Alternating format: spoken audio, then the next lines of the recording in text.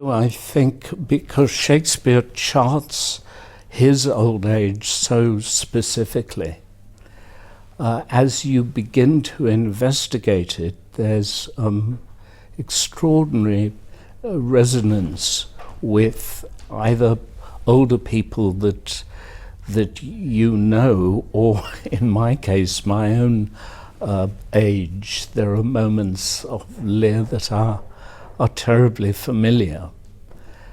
And there's a particular point. Lear has these rages in the early part of the play. There's extraordinary storms of anger that come out of him. And in one of the most famous, a speech, Reason Not the Need, he loses his way in the middle of the speech and has a series of unfinished sentences. It's such a remarkable writing that the most eloquent playwright ever makes his character inarticulate. And several people have said that when they see that scene, it really makes them feel quite strange, because it's their dad up there on the stage who's trying to exert his force and is losing his way. It's a very remarkable piece of writing.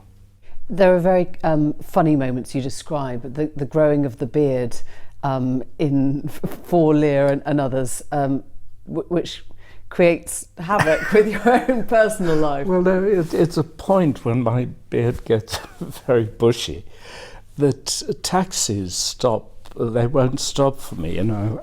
I hail a black cab and it slows down, takes a look, and then speeds off. And I think they're making some kind of visual assessment that either I'm a tramp or a terrorist. Some of the Shakespearean language really shocked you this time round. He's describing female genitalia, he's cursing a woman's loins. Yeah. And you think that this is actually coming from the playwright himself? Well, there are times in Shakespeare where the writing becomes so visceral that it starts to feel personal. I find it so shocking, it is so graphic, that I just don't know where Shakespeare is getting that from. You think it's misogynist?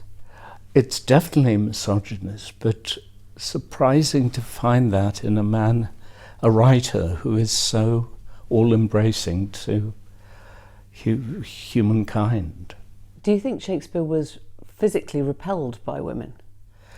Well, I mean, there is a strong theory that he was gay, mainly based on the fact that his most personal writing, the sonnets, are something like 3/4 of them are directed to a young man. I don't know why being gay should make him that frightened of women. I mean, it's so extreme, that speech, that it's more than dislike or disgust. It's like naked terror.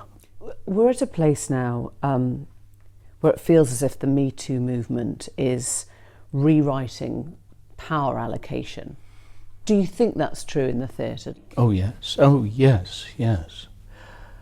the RSC, much more than half of the production staff and the directors are women. It's very, very evident as a change in how theatre operates. And when it's about sexual abuse or sexual harassment, obviously not just about women, Kevin Spacey was disappeared from the film he was making, a sense of sort of being erased. Is that right? Is that the right approach? Well, look, I mean, we're in the kind of shock waves of the Weinstein scandal, so everything is very heightened at the moment, because it's kind of like a big learning curve that we've all undergone because of that startling revelation. So I don't know how things will settle now that we can accept it as something that happens and can avoid it happening. I don't know. Someone like Spacey, can he come back in a couple of years' time? Do you think he can?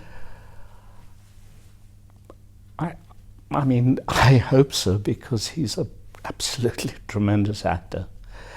And I guess in the past we have forgiven people's personal weaknesses, it's a tremendous loss to acting.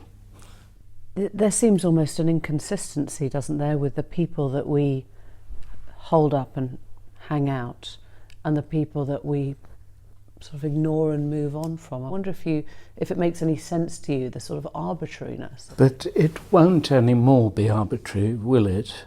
I mean, if Polanski was happening now, with us so much more aware of this kind of abuse, we wouldn't be just letting him carry on, would we?